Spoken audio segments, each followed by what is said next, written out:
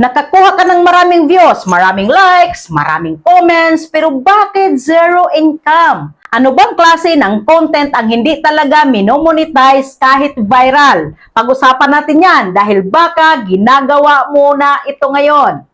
Una, the truth about views versus income. Let's be real, hindi lahat ng views katapat pera. Maraming creators ang nalilito dito. Akala nila basta viral, kikita agad.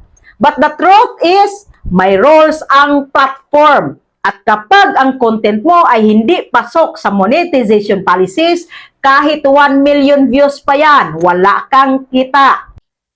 Type number 1 content, re-uploaded content. Unang type, re-uploaded content. Kung kinopya mo lang galing sa ibang creator, TikTok, YouTube, or kahit saan, kahit pa nag-viral yan, hindi yan eligible for monetization. Why? Because hindi ikaw ang original creator. Platforms reward originality. Type number 2, low value or no value content.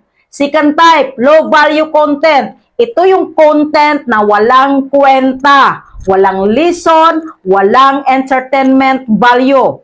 Example, random clips, walang context, walang effort. Yes, pwedeng mag-viral pero hindi siya pang long-term income because platforms prioritize value. Third type, engagement bait. Ito yung mga post na comment yes kung gusto mong yumaman.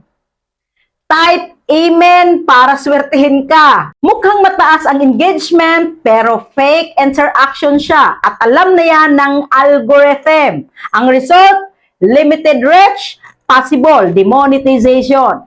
Type number 4, copyrighted content. Ito yung gumagamit ka ng movies, music na hindi sa'yo, clips ng ibang tao. Kahit pa edited yan, kapag hindi iyo ang content, hindi ka kikita. Pwede ka pang ma-strike.